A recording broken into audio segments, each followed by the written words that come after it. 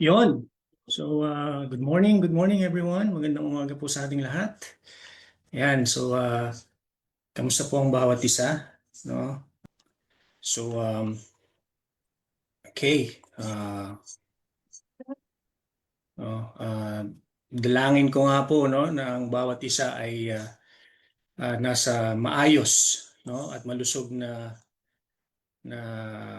kalagayan sa kabila ng ating dinaranas ngayon dito sa kasulukuyang nagaganap dito sa gitnang silangan. No? Amen. Let's greet everyone, no? Lahat ng kasama natin dyan sa katabi natin ngayon, kasama natin sa bahay, and katabi kung sino man, si mommy, daddy, kapatid, wife, husband, no? And let's utter this to each and every one, no? Sabay-sabay po tayo. May the abundant grace of our Lord Jesus Christ and the everlasting peace of God fill our hearts this day. Yan. Nakikita niyo po ba yung nasa screen natin? Sige po, paki-react na lang ng thumbs up dyan kung nakikita natin talaga. Is it working na? Yan. So, okay na daw po, sabi ni Kuya Mac. Salamat sa Lord. Glory to God, no? So again, maraming salamat po sa Lord at bagamat may ganitong klaseng sitwasyon na nangyayari dito sa atin, no? Sa ating bansa na kinalalagyan ay meron pa rin tayong way to continue, no? The fellowshipping with one another through online. Amen po. So, ayan, meron po ako ipa-flash dito sa screen natin and let me know kung ano yung unang pumapasok sa isip nyo kapag nakita nyo yung ganitong brand or ganitong logo, no? And ano yung unang papasok sa isip natin? Ano yung meron tong brand na to or company na to na unang nakikita natin or unang pumapasok or na unang idea na naiisip natin? So, yan. Nakita nyo po yung screen? Yan. So, anong sagot nyo? Sabihin nyo na lang, kahit kung na kayo mag-unmute, sabihin nyo na lang, naririnig ko kayo. Tama! Galing yung lahat. Di ba? Chicken Joy. Di ba? Galing. Sino hindi mahilig sa Chicken Joy? Taas ang kamay. So, lahat tayo mahilig sa Chicken Joy, no? How about this? Ano naiisip natin pag nakita natin ang Red Ribbon Shop? Ito ba yung tinatali na ribbon? Tama, correct. Hindi po yun. Ito ay isang bake shop, no? Na popular sa mga cakes, no? Anong favorite flavor natin na gusto natin diyan sa Red Ribbon kung meron man? No, ang bunso po namin na si Jared ay walang ibang gusto diyan kundi ang chocolate flavor, triple chocolate flavor, no? Ubod ng sarap. Yan. What else? How about this? Pag nakita natin yung ganitong logo, no, sa mga kalalakihan lalo na, no? Palagay ko talagang alam na alam natin 'to. No, ano yung unang pumapasok pag nakita natin ng Ferrari na pangalan? Pumapasok sa isip natin. Sports car, di ba? Yeah. Sinong uh, naka-experience ng sumakay sa sports car dito na Ferrari? Yung red, ha?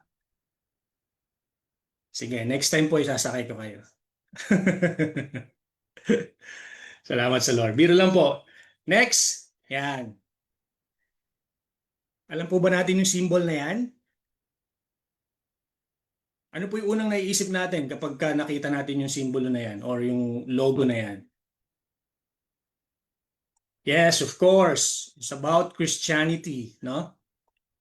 Sabi po, no, the Christian fish symbol represents Jesus Christ and serves as a sign of faith, hope, and salvation, no?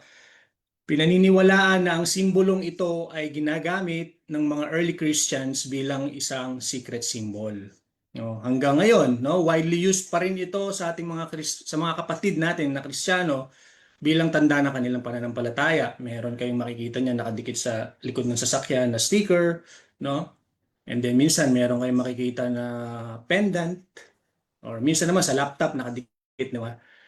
Mostly nakikita 'yan sa sasakyan, no? Nakadikit yung ganyang simbolo sa likod ng sasakyan tapos kakating ka or bigla na lang alam mo 'yon. Sasabihin ng ibang tao, ay Christian pa naman, no? So, ano naman po kaya ang naiisip ng mga unbeliever pag narinig ang isang salitang Christian? Ano naman yung pumapasok kaya sa isip ng tao kapag narinig nila na yung taong yon ay isang Kristiyano, no? Alam niyo po, ayon sa isang study na tinawag na Jesus in America in 2021, no? Tinanong ang mga taong walang religious affiliation, no, kung ano yung dinidescribe, kung paano nila dinidescribe ang isang Kristiyano. At alam niyo po ang mga sagot nila, no? Based sa survey na yon, hypocritical yung unang-una, no? Ano ba yung hypocritical? Ito yung umaakto na parang or umaacting na parang may mas mataas na standards or mas mabuting paniniwala kaysa sa totoong pinapakita sa buhay, no? So, hypocrite, no? Ano pa? Judgmental. Sabi nila pag narinig nila yung salitang Christian, ang pumapasok sa isip agad ng ibang tao, judgmental 'yan, no?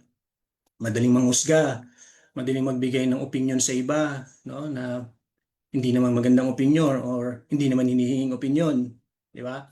What else? Self-righteous, no? Iniisip na tama mas tama ka or mas tama ako kaysa sa iba, no? Kasi matuwid ako, di ba? So ganun po yung yun po yung top 3 answers na nakuha sa survey na ito, no? Pero iisipin po natin kung ganito ang tingin ng mga unbelievers, no, sa isang Kristiyano, ano kaya mararamdaman po natin bilang isang followers ng Lord, bilang isang Kristiyano, no? Masakit, di ba? Pag ganun ang narinig natin. Ang sakit sa tenga. Lalo na kung alam mong walang katotohanan yung mga ganung ah, pananalita or ganung mga perspective towards you, di ba?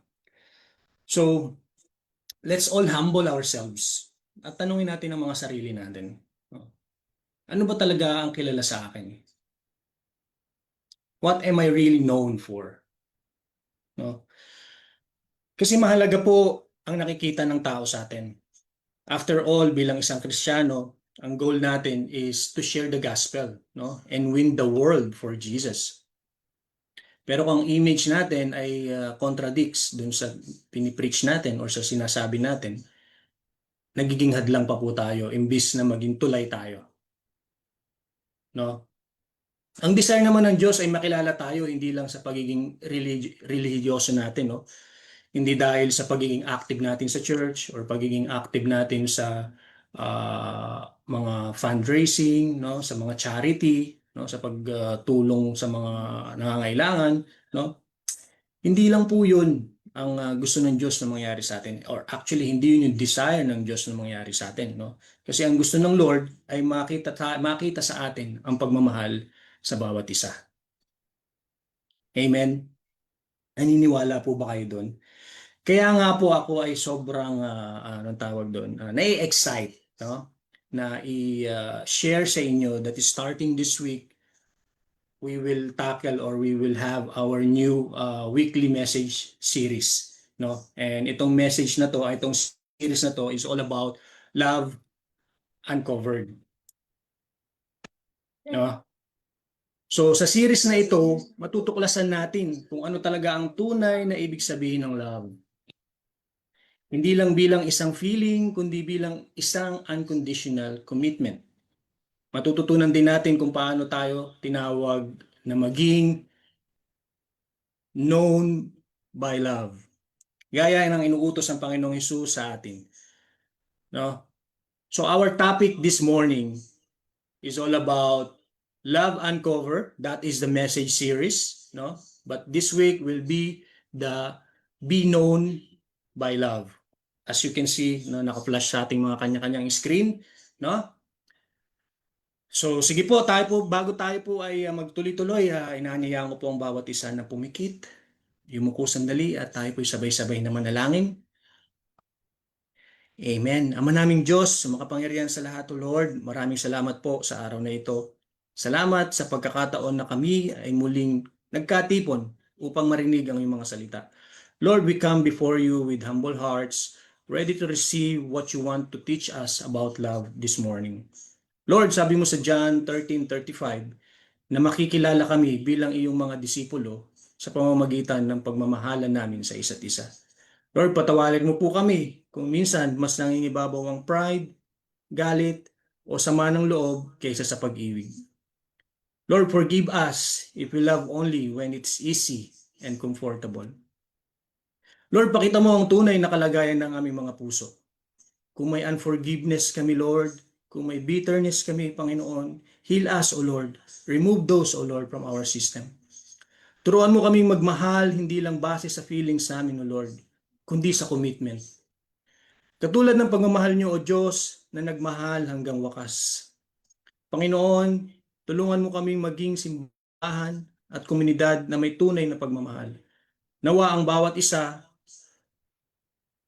na maririnig namin ngayon ay hindi lang manatili sa aming mga isipan, kundi makita sa aming mga gawa. Lord, we surrender this message to you. Ikaw po ang mangusap, O Lord. Ikaw lang ang maitaas sa aming kalagitnaan at ikaw lang ang makita sa aming mga buhay.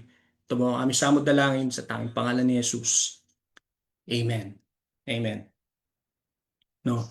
So, ano nga ba yung love na napag-aralan na natin before, no? Mga nagdaang panahon. Ito yung mga love na madalas na binabanggit ni Pastor Jay, no?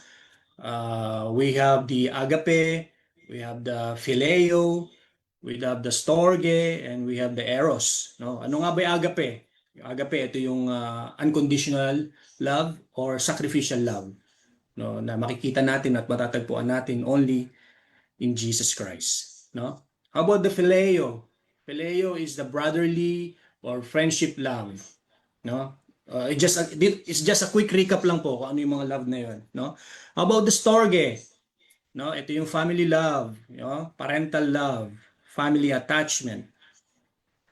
While the eros is about romantic love, no? Attraction, desire within the marriage.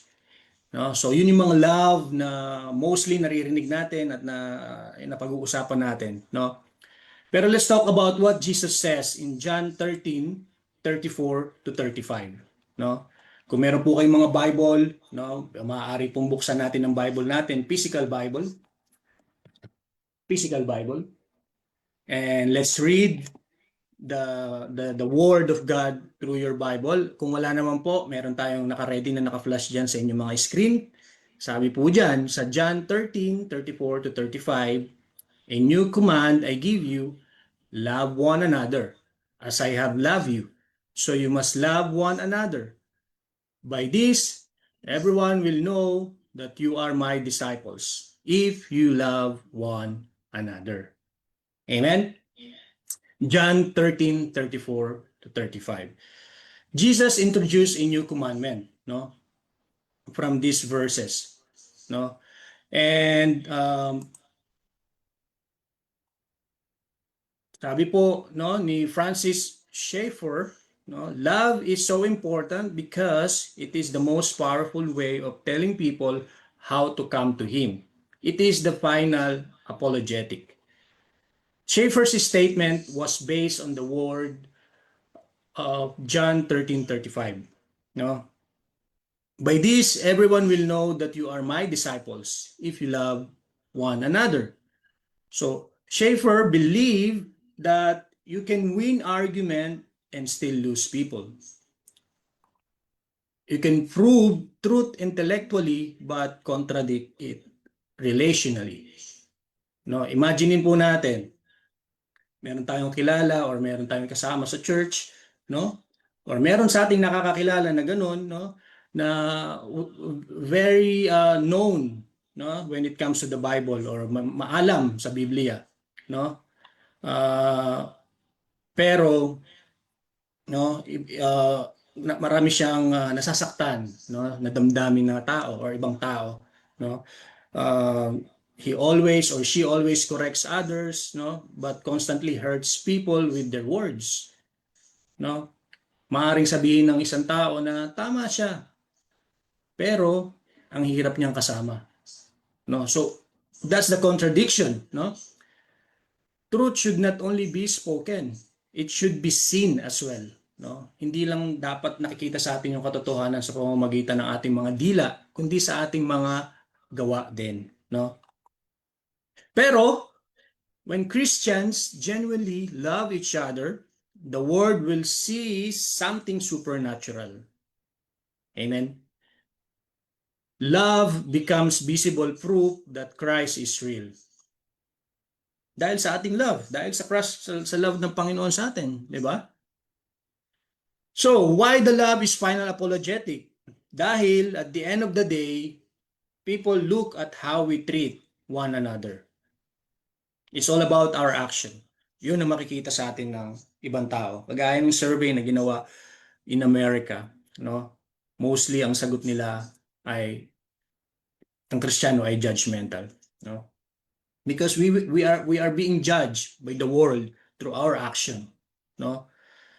But if a church, no, preaches truth but has division, teaches doctrine but lacks compassion, talks about grace but lives in bitterness, therefore the message becomes weak. Diba? So the message today is, a very good reminder para sa ating lahat how we should, take our own action, especially outside the church. No?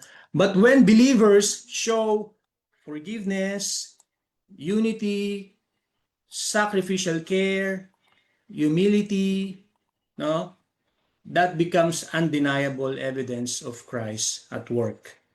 Amen? Naniniwala ba kayo dyan? That becomes undeniable evidence of Christ at work. Dahil, ano nga yung love? Sabi ni Pastor Jay? Love is,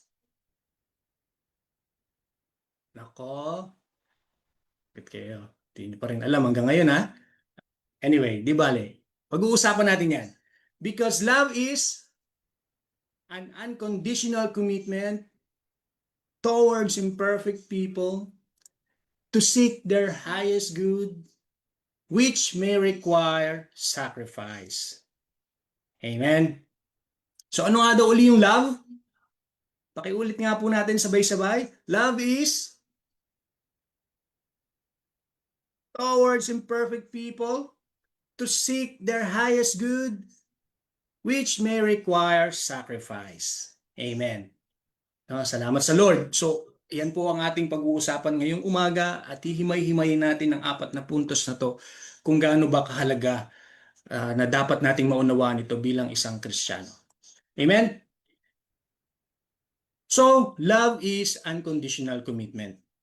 Sabi po sa Matthew 22:36 to 40, Teacher, which is the greatest commandment in the law?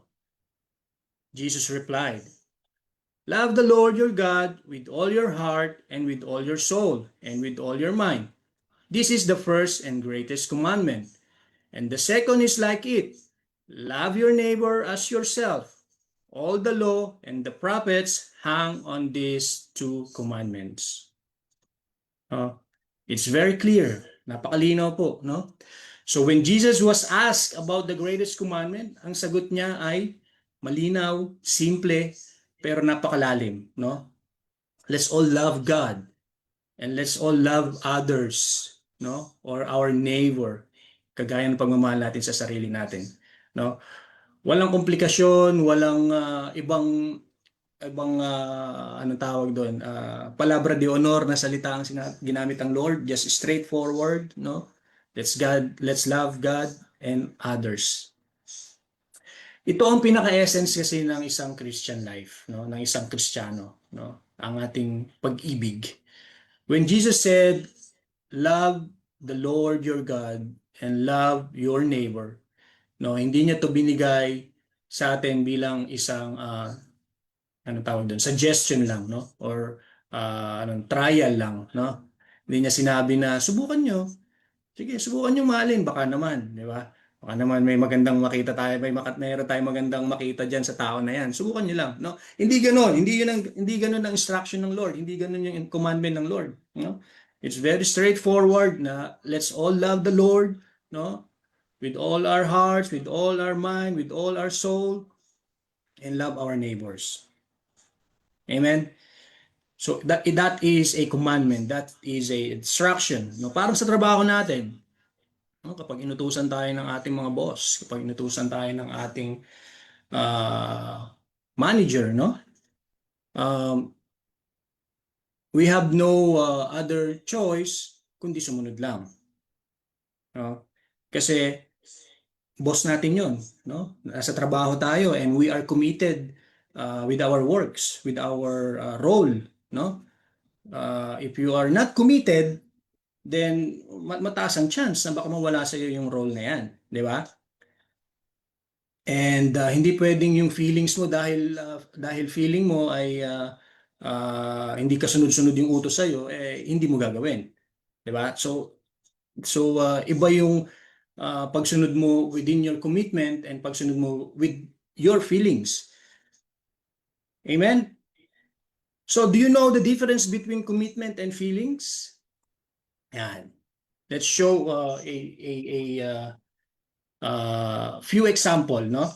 Yan, sa commitment, no, it's unconditional. Kahit magbago ang situation mo, no, kahit magbago ang decision mo, no, patuloy ka dun sa pagmamahal mo or kung ano man yung kinumit mo na yon, na kasi nga ikaw ay committed. Amen. What else? Endures. Yan, di ba? Yung commitment ay may endurance, no? May nag-endure, no? Nananatili kahit mahirap na, kahit napapagod na, parang tayo sa trabaho, no? Kung pwede lang na wag na magtrabaho, di ba? Pero hindi, we are enduring the tiredness, yung mga pagsasakripisyo sa trabaho kasi kailangan natin ang trabaho. Amen? Kaya tayo nandito sa abroad. So mananatili kahit hirap na, no? That's endurance, no? Submit to one's will. Yan. Hindi lang sarili ang susundin, no? Hindi lang ikaw or puro ikaw, no? Kung ano man yung kinumit mo with someone else, no? Mag-a-adjust tayo para sa kanila, para sa iyo, para sa Lord, para sa church, di ba? So commitment is to submit to one's will. What else? God honoring. Yan. Pipiliin magmahal sa paraang nakakalugod sa Diyos.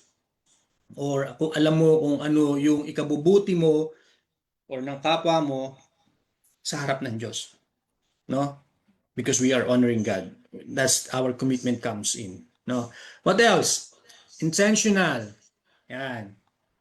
Sinasadya mong mahalin, no? Kahit hindi na siya kamahal-mahal, mamahalin mo pa rin siya, no? Sa salita, sa gawa at sa attitude, no?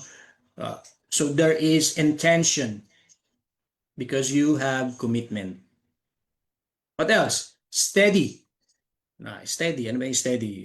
Pareho pa rin ang pagmamahal mo kahit na iba na siguro yung nararamdaman, no? So steady, nando ka lang, naka-steady ka lang.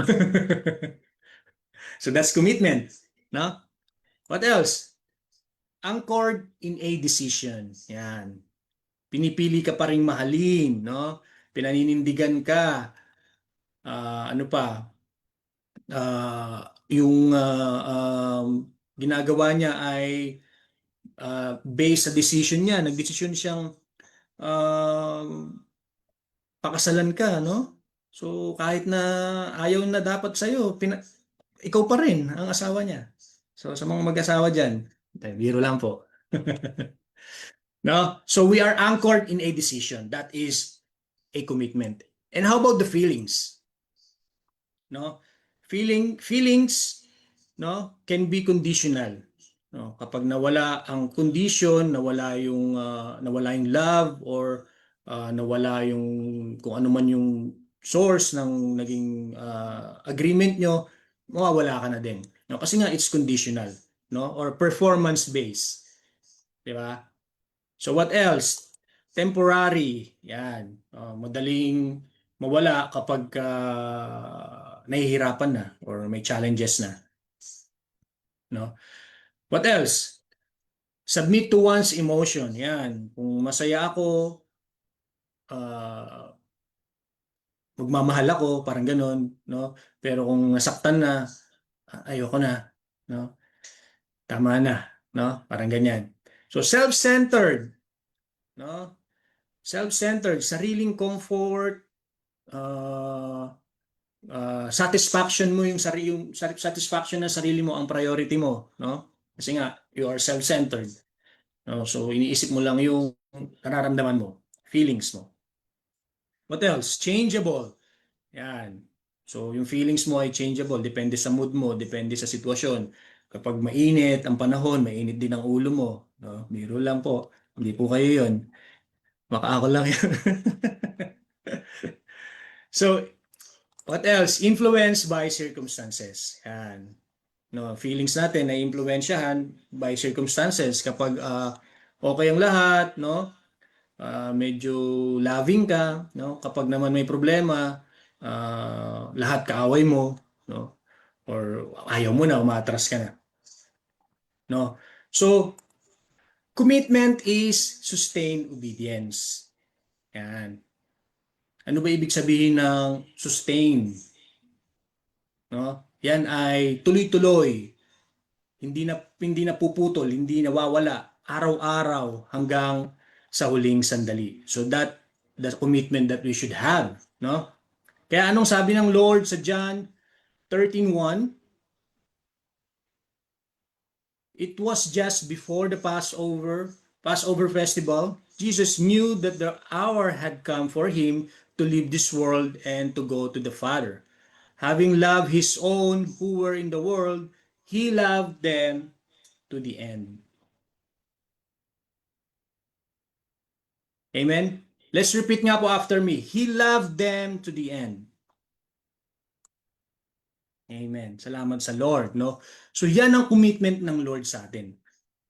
No? In John 13:1, having loved his own, he loved them to the end. No? Not to the inconvenience, not in betrayal, not until rejection. We were loved by the Lord Jesus Christ until the end. No? Because that is commitment. No, minahal niya tayong lahat, minahal niya si Judas, no, kahit na alam ng Panginoong Hesus na ibebetray siya sa bandang huli, no? And minahal niya rin si Peter, no, na alam niyang magde-deny sa kanya 3 times bago tumilawak ang manok. 'Di ba? Minahal pa rin niya, minahal pa rin ng Lord until the end, no? And who else? Yung mga disciples niya, minahal niya until the end kahit alam niyang uh, they will abandon him, no? Because that is unconditional commitment. Amen. Katulad ng pagmamahal ng isang magulang, yan, sa ating mga anak, sa mga parents diyan, kaway-kaway po tayo, no? Our love, your love, uh, anong tawag doon, ay hindi masusukat, no? Dahil sa ating commitment sa ating mga anak, no? No, so kagaya ng pagmamahal ng isang magulang na puyat lagi, no? Dahil sa pagpapadede, sa pagtimpla ng dede, no? Lagi napupuyat sa gabi, tapos kinabukasan papasok ng maaga, no? Pagod na si tatay, pagod na si nanay, pero tuloy lang ang buhay, tuloy ang pag-work dahil we are committed as a parent, no? We are committed, no? We love our children para mabigyan sila ng magandang kinabukasan, no? Magandang future here on earth, no? So the difference of commitment and feelings is clear. Jesus loved his disciples with an unconditional commitment. No, sabi sa Deuteronomy 7:7-8, the Lord did not set his affection on you and choose you because you were more numerous than other peoples, for you were the fewest of all peoples. But it was because the Lord loved you and kept the oath He swore to your ancestors that He brought you out with a mighty hand and redeemed you from the land of slavery, from the power of Pharaoh, king of Egypt. No?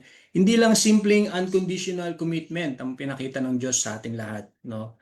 Kundi ito ay isang totoong commitment na sinadya or pinanghawakan, no? Ginawa talaga ng Panginoon ng Diyos para sa atin. A commitment made and kept, no? Because God's love is a promise based and not performance based. Yan. No, nahuli po yung aking pagpindot ng PowerPoint. So God's love is promise-based, not performance-based. No, hindi kagaya ng sometimes ang ating ginagawa or ng ating mga nakaugalian na, no, na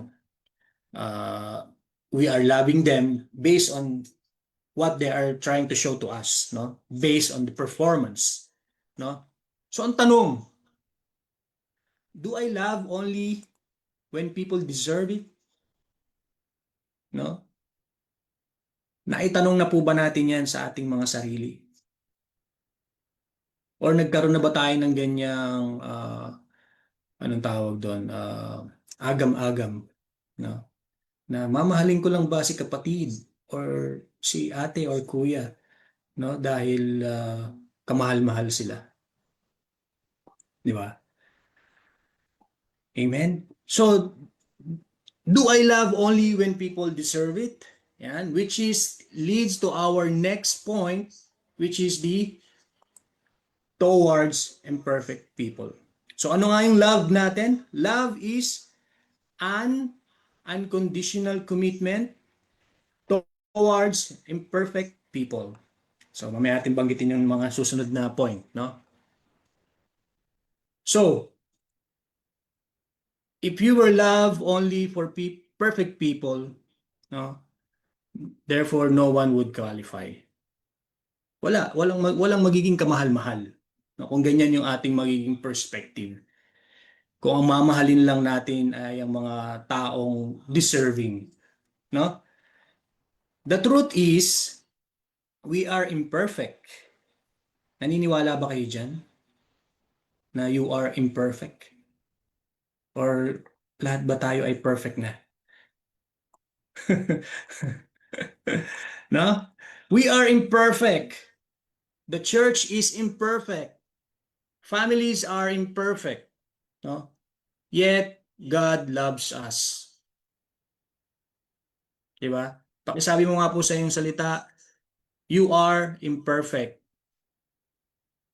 Yet, God loves us, loves you. No? True love ay hindi naka-base sa kung sino yung tumatanggap ng love, no? Hindi siya naka-base kung sino yung pagbibigyan mo, no? Ang tunay na pagmamahal, ang tunay na pag-ibig ay naka-base kung sino yung nagbibigay, kung sino yung nagmamahal, no? Jesus loved his disciples who were imperfect people.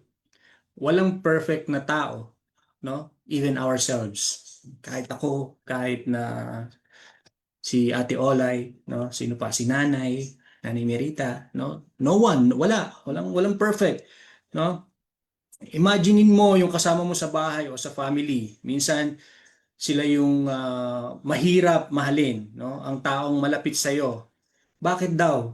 Kasi the more time na kasama mo sila, mas nakikita mo ang imperfection nila, no? At sila rin naman sa atin, no? Nakikita yung imperfections mo, no? So that's the porcupine dilemma, no? Tells us that closer relationships tend to have the most potential for hurting each other. Sabi po ni Arthur Schopenhauer, no? So, kung ganun pala, kapag lumapit tayo sa ibang tao, lalo na sa pamilya natin or mga kaibigan natin or even sa ministry relationships natin sa church, no? May risk na masaktan tayo or masaktan natin sila, no? Ang instinct natin, dumistansya or i-isolate yung sarili natin or protektahan yung sarili natin, di ba? Pero kung ganyan ang gagawin po natin, paano natin maipapakalat, no, ang gospel kung lagi tayong didistansya? Paano natin may papakita ang tunay na love kung hindi tayo handang lumapit or lumabas sa comfort zone at makihalubilo sa iba, no? Dahil nasasaktan ka kay kapatid or dahil hindi mo siya gustong ka bonding or kasama, so lagi na lang ina-isolate mo yung sarili mo away from them or away from her or him, di ba? So wala nang anong tawag doon? Wala nang fellowshipping, no? Hindi ka na makikihalubilo sa iba, no? This is exactly where unconditional love and commitment come in, no? Kung you are really committed to spread the good news, spread the gospel of the Lord, no? You will practice the unconditional love and your commitment. No? You will still love them no, sa mga hindi mo feel i-love, pero you will still come with them or approach them kasi nga yun ang utos ng Lord no? Na mahalin ng bawat isa. And through that, mapapakita natin yung good news at yung love ng Panginoong Yesus sa atin. Amen? So true love chooses to stay even when it's hard. No? True love commits even when it costs. True love reaches out even when there risk of hurt. No? Kaya sa halip na umiiwas sa relasyon dahil sa fear of pain, let us choose to love like Jesus did. Imperfect people, challenging relationships, and all, no? Let's always choose to love kahit gaano pa sila ka imperfect, no? Kasi yun ang sabi ng Lord, mahalin sila, no? Minsan, someone in church ay makakapagsabi ng hindi maganda sa atin, no? Or minsan, uh, nakalimutan nating i-acknowledge si ganito or nakalimutan tayong i-acknowledge ni pastor, no? Minsan naman nagkakaroon ng disagreement with ideas, no? Or failing your expectations, nadi-disappoint ka, di ba? Sa within church, no? So, love says, I will adjust, but I will not abandon. I will forgive, not isolate. I will grow, not quit. Yan. So the reason love is hard because people are imperfect. But remember, God loved us in our imperfection. Naniniwala ba kayo doon? Minahal tayo ng Lord dahil kahit na tayo ay hindi perpekto. O baka naman minahal tayo ng Lord kasi feeling natin perfect na tayo. Sino yung ganun dito? Taas ang kamay. Oh, wow, lahat tayo perfect na tayo. Ayun, mukhang walang perfect 'yan. Tama po 'yan, no? Very humble. Naks naman. Sino ba 'yun? No? Amen. So, yung mga nabanggit natin ng mga points, yung mga items na shinare natin, no? Those are the practices na kailangan po natin gawin towards imperfect people, no? Yung mga points na kailangan nating i-remind sa ating mga sarili na how imperfect, no, kahit gaano pa ka-imperfect si kapatid or si kasama sa work or si kasama sa family or kung sino man, no, we are committed to love them, no, because love is an unconditional commitment towards imperfect people. So the mission is not just to love imperfect people, no. Ang mission natin hindi lang para mahalin yung imperfect people, no. But we should love them for a purpose, no. And that is to seek their highest good. So what is love again? Love is an unconditional commitment towards imperfect people to seek their highest good. So ano ba ibig sabihin no? What we will seek to their highest good? Anong highest good 'yan? No? So sabi po sa Philippians 2:3-5, do nothing out of selfish ambition or vain conceit.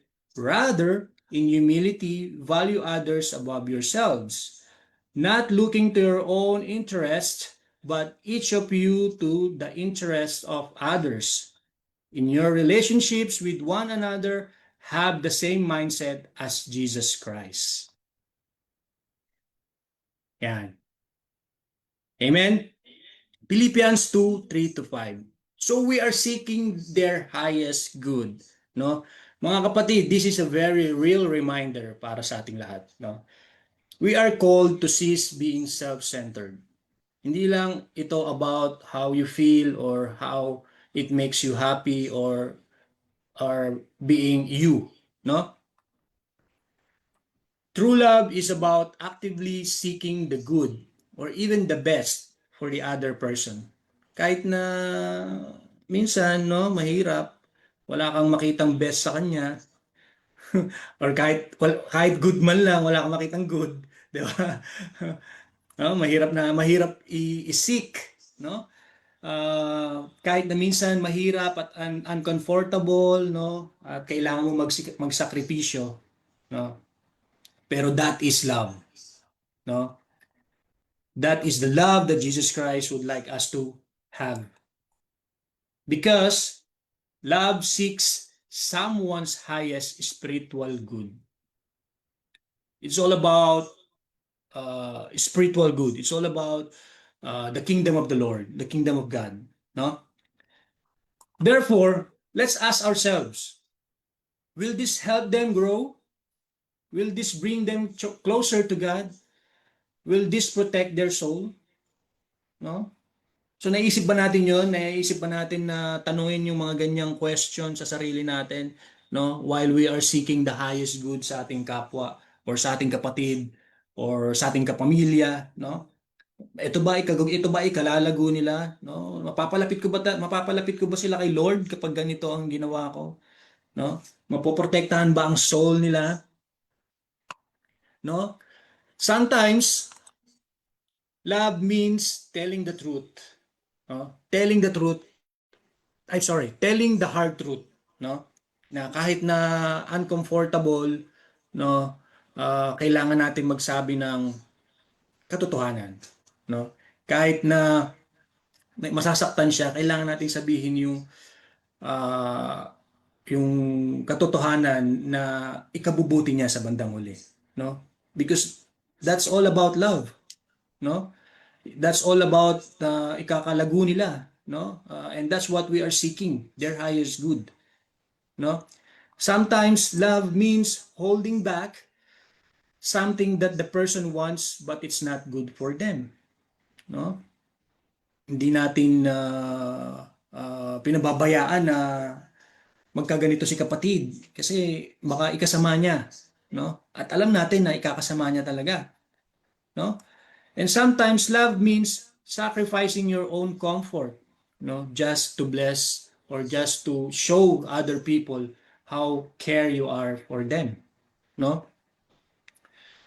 So dahil we are seeking their highest good, no, we are thinking about their spiritual good na hindi laging anong tawag doon, nag-agree tayo sa kanila kahit na alam natin na hindi ka agree-agree yung mga bagay-bagay na ginagawa nila, no? Kahit na alam nating napapasama na sila doon dahil love natin sila, we are just letting them to do it by themselves, no? Sometimes we really need to tell the hard truth, no? Because true love involves discipline. God disciplines those He loves because He seeks our highest good. Kagaya ng isang magulang, no? Again, sa parents tayo, no? Because it's all about love. Alam naman natin ang love ng parents, no? Isang magulang na binibigyan ng anak ng lahat ng gusto nila. Let's say, na-spoiled, no? Ang bata nang walang disiplina. Di ba? Mukhang love. Totoo naman, love pa rin naman talaga yon. Mukha siyang love sa simula, pero at the end, maaaring makasama, no, sa anak natin in the long run, no? Dahil na spoil natin si anak, no, medyo hindi niya na alam kung ano yung responsibility niya bilang isang let's say tao na lang, no, paglaki niya, di ba? So those are the typical example na pwede nating isalarawan dito, no, on how the true love involves discipline, no? Because correction without love crushes, love without correction weakens, but loving correction restores. Amen. God is more concerned about our eternal being than our temporal being.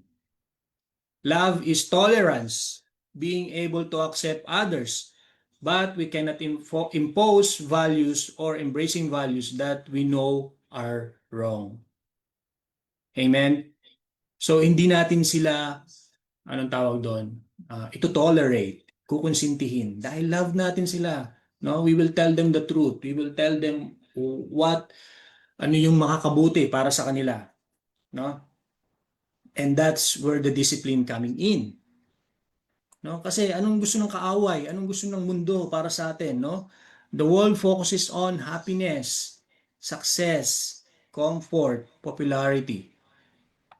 'Di ba? Yan naman talaga din yung gusto natin bilang isang tao. Gusto natin laging masaya, 'di ba?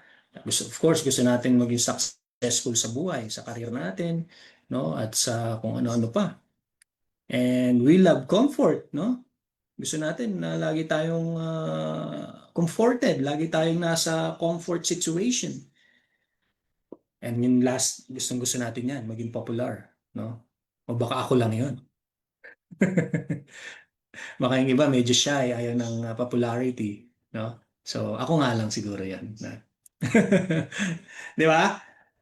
So, that's what the world focuses on, no? Pero, ano ba ang gusto ng love, no? But love asks, what about their soul? What about our souls? No? What about eternity?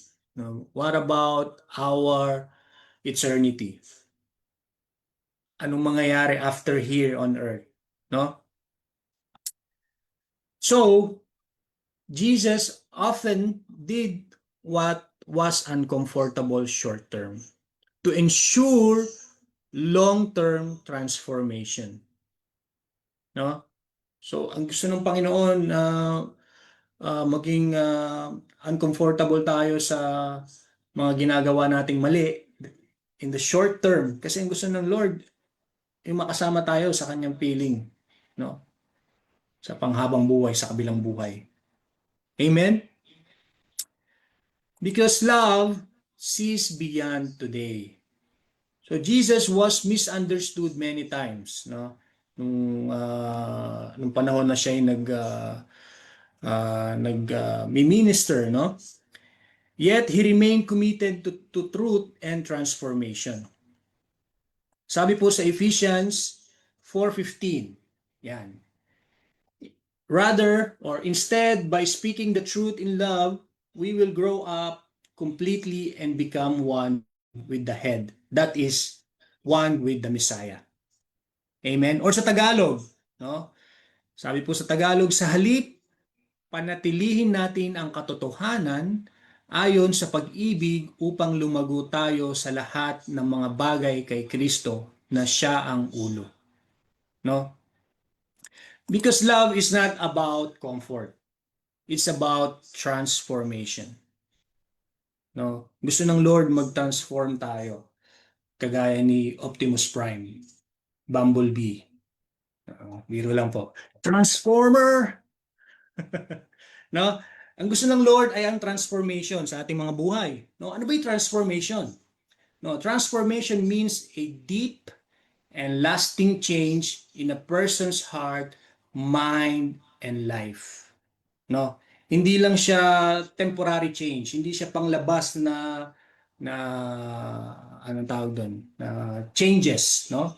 Hindi lang siya superficial, no? Ang gusto ng Lord ay yung ating kalalim-laliman, no, na pagbabago, kaibuturan ng ating puso ang magbago, our hearts, our mind, and ang buhay natin, no? Hindi lang improvement on the surface, no? That is a transformation. It's a really a realignment with God's will, becoming more like Christ in character, attitude, and action. No? God doesn't just want us to feel okay or comfortable. He wants us to be transformed, growing, changing, and becoming our best selves for His glory and our highest good. Amen.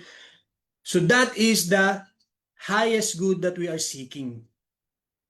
No?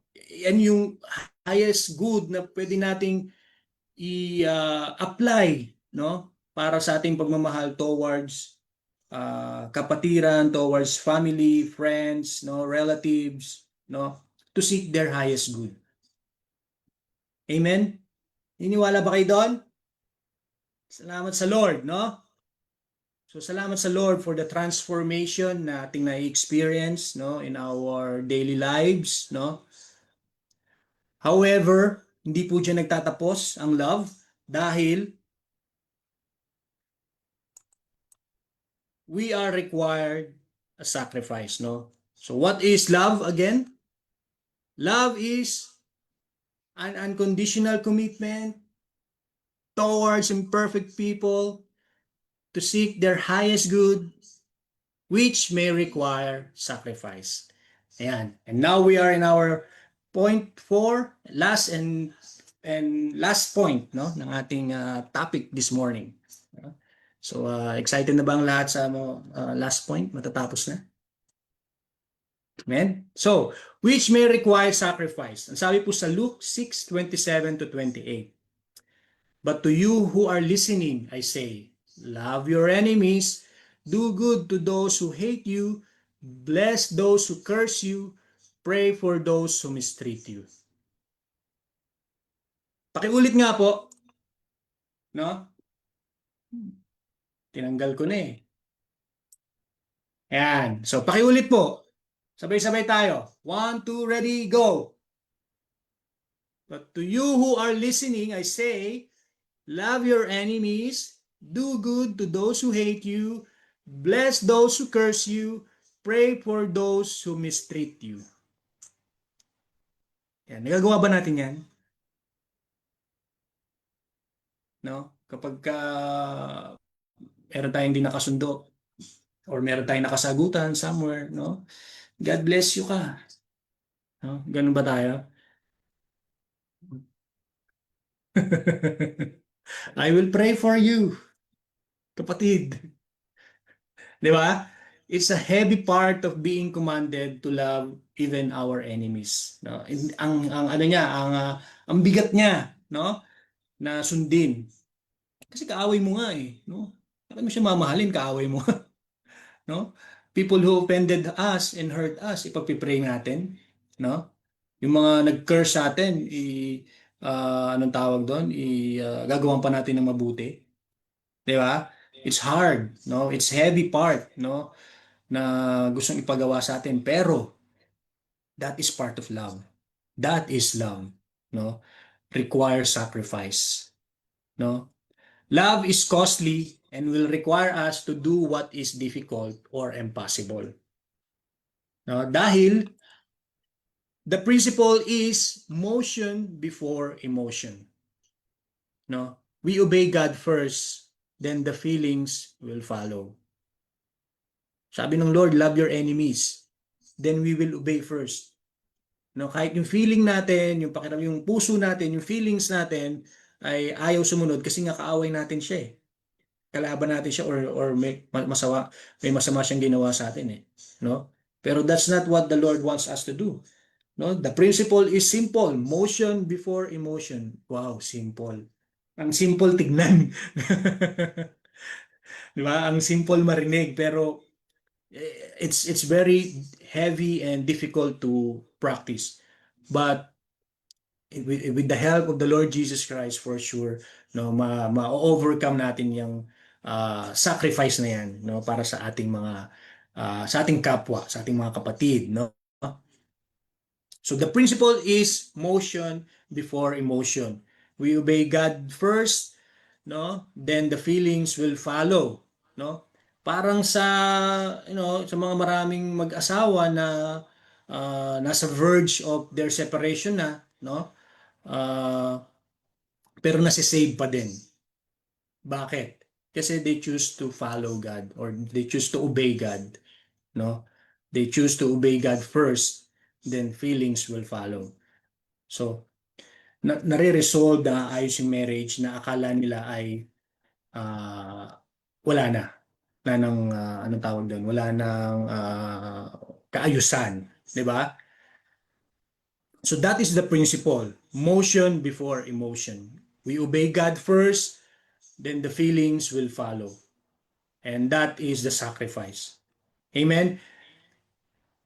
Let me read you the Luke chapter 7, 36 to 50 parable. No, mahaba po ito pero I will summarize, no. Basahin na lang po natin sa ating mga kanya-kanyang me time, no. Luke chapter 7, 36 to 50. This is about Jesus forgives a sinful woman, no. So Jesus was invited to dine at the house of Simon the Pharisee. A sinful woman came, weeping at Jesus' feet, washing his feet with her tears, wiping them with her hair, and anointing them with expensive oil or perfume. Simon judged her in his heart, thinking if he were a prophet, he would know what kind of woman this is.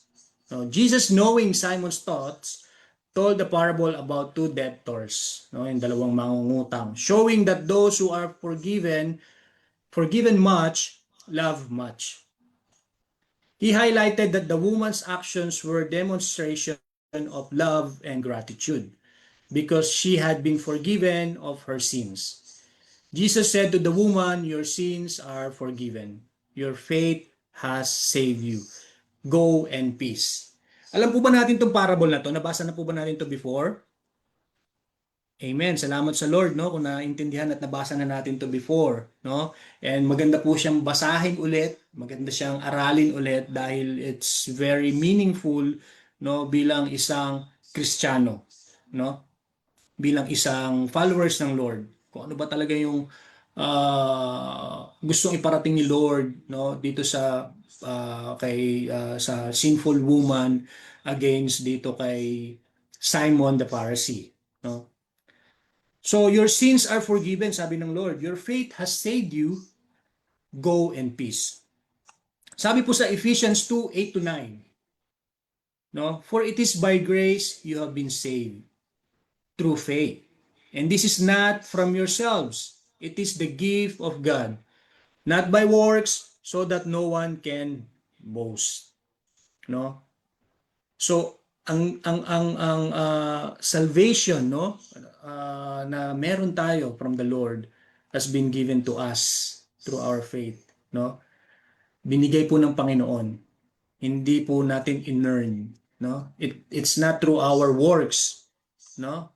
It was freely given. Kasi nga ayaw ng Lord na pagdating ng panahon, ipagyabang mo kaya ka naligtas dahil sa kung ano-anong kabutihan na ginawa mo. No, it's not that way, no? Ephesians 2:8 to 9 reminds us that it's all about grace through faith. We should be conscious of our own sinfulness and acknowledge that we are recipients of gracious kind of forgiveness out of the love freely given to us. No, it's out of the love of Jesus Christ freely given to us. We ought to love others as we have been loved like Jesus. No? Pinatawad tayo ng Panginoon, niligtas tayo ng Panginoon sa lahat ng kasalanan natin, no? Pinagaling tayo ng Panginoon sa lahat ng sakit natin because of His love, no? So Jesus is also Jesus is expecting, the Lord is expecting from us to do the same towards other people.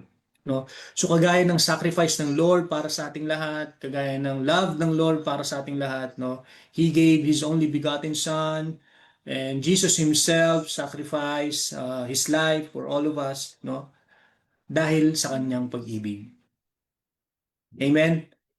So love is an unconditional commitment towards imperfect people to seek their highest good, which may require sacrifice. Amen? Love may require sacrifice, indeed. Di ba? Meron talagang sakripisyo na kailangan natin gawin para sa pag-ibig. No, based dun sa binasa natin sa Luke 7:36 to 50, no, sa parable ng sinful woman, no, yung babae, no, she entered a room where she was not welcome, no. She faced judgment and shame. Alam niya 'yon, no?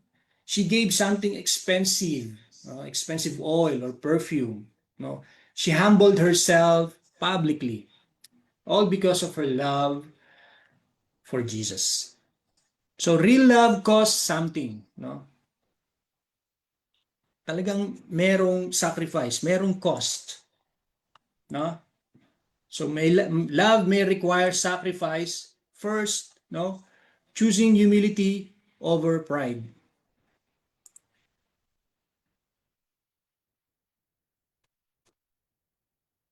Yan. So choosing humility over pride, no? Kapag nasaktan tayo, may nasabi sa iyo na masakit, no? Lahat ng pwedeng ganti na pwede mong iganti, gagawin mo na sana, no? You have every right to stay silent or walk away, no? But because of love, ikaw yung unang lalapit, no? Para magkaroon ng uh, kapatawaran or pag-aayos, no? Or pwede mo bang sabihin na, kapatid, pinapatawad na kita sa kasalanan mo. Okay na tayo, ha? Ganun ba? Hindi po, no? Dahil sa ating love, no, tayo yung magpapakumbaba. Tayo yung uunawa, no? Tayo yung iintindi, no? We are choosing humility over pride. Amen? What else? Love may require sacrifice, giving even when it's costly, no? So may taong nangangailangan, no? And of course, you also have your own expenses. Meron ka ring sariling pangangailangan. Pero lumapit sa iyo si tao, si kapatid or kung sino mang tao or kapamilya, no? But you still choose to give.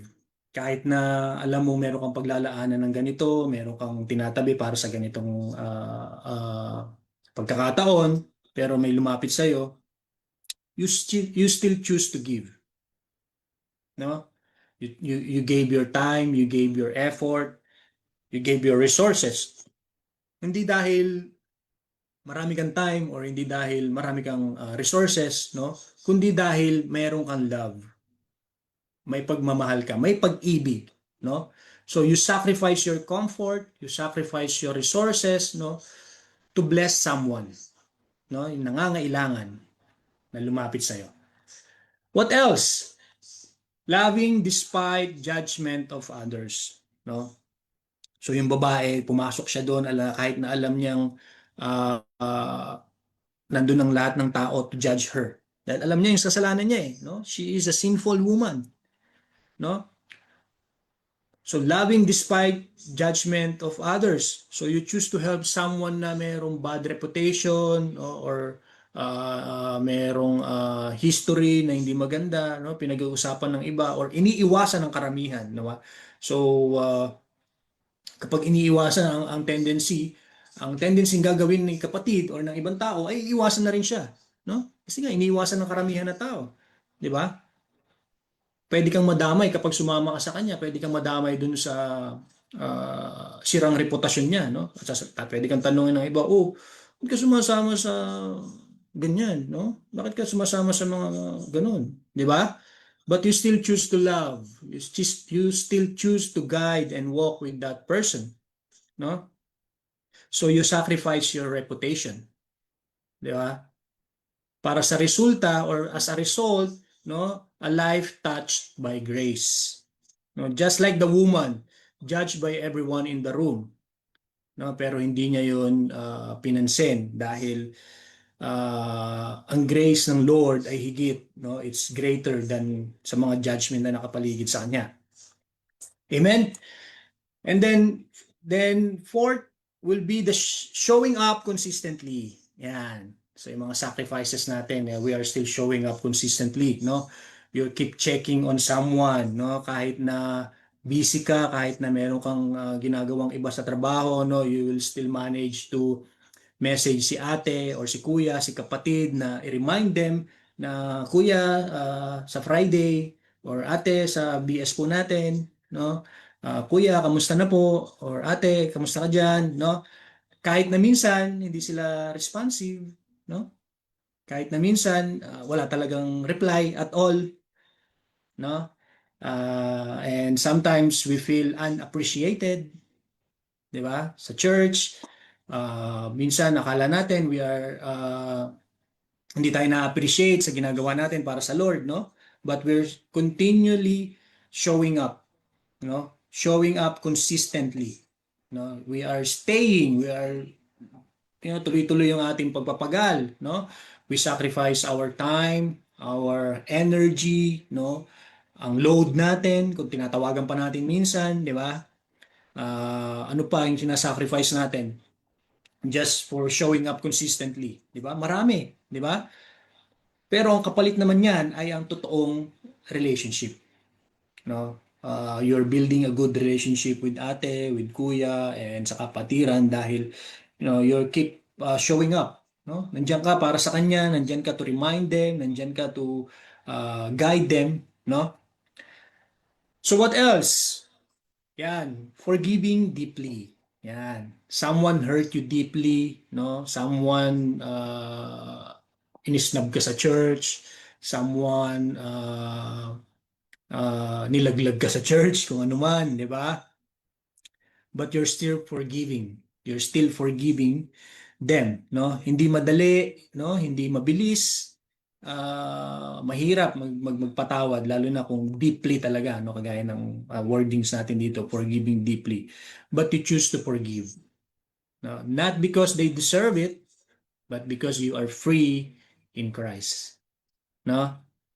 So you sacrifice yung karapatan mong gumante, no? Sinakripisyo mo yung karapatan mong mag-talk back kahit nagigil ka na magsalita, no? But you did not, no? Instead you choose to forgive, no? So you sacrifice those, 'di ba? Ang resulta, no? Ang ending, no? May freedom, may healing, no? Na-heal yung self mo, na free yung self mo, no, sa anumang hatred in your heart, no, kasi you forgave, no. So just like the woman, she responded with love because she was forgiven. Amen. So Jesus said, whoever has been forgiven little loves little, but whoever has been forgiven much loves much. Amen. Pakiulit nga po. Jesus said, whoever has been forgiven little loves little, but whoever has been forgiven much loves much. 'Di ba? Kung pagbubulay-bulayan po natin 'yan at unawain talaga yung deeper meaning and understanding nito, no? Marirealize natin kung bakit kailangan tayong magsakripisyo, kung bakit kailangan nating magpatawad sa mga hindi ka patawad-tawad, at kung bakit kailangan nating magmahal sa mga hindi ka mahal-mahal. No? Ang lalim ng pagmamahal mo ay konektado sa pagiging aware mo sa grace ng Diyos. No? Kung ikaw ay aware, no, kung ano yung ginawa ng Lord sa krus ng Kalbaryo, no, para lang sa iyo, para sa ating lahat, no, you will really understand why you have to love them or why you have to love the enemies. So the woman loved much because she knew she was forgiven much. Amen? Niniwala ba kayo doon? Amen. Salamat sa Lord. So, in conclusion, yan. Gusto niyo bang ituloy ko yung conclusion o wag muna? In conclusion, let us not just talk about love. Let us not just sing about love. No? Let us be known by love. Amen? So let us not just talk about love. Let us not just sing about love. No? Let us be known by love. Let us check ourselves. Are we being known by love? No? It's just you and the Lord lamang po ang makakasagot niyan. No? So let us be known by love. And let's be honest, no? Mga kapatid. Madaling magmahal kapag appreciated ka, kapag naiintindihan ka, no? Kapag walang away, walang conflict, walang anumang kaguluhan, no? It's very easy to love actually. Lalo na talagang, kamahal-mahal si ate at si kuya, no? Pero ang tanong, kaya mo bang magmahal kapag may kapalit na nasakit? Kaya mo pa rin bang magmahal kahit na binabackstab ka na? Kaya mo pa rin bang magmahal kahit na dinidisrespect ka na? Kaya mo pa rin bang magmahal kapag uh, di ka na sinusunod sa church or even at work or even in the family, no? Amen?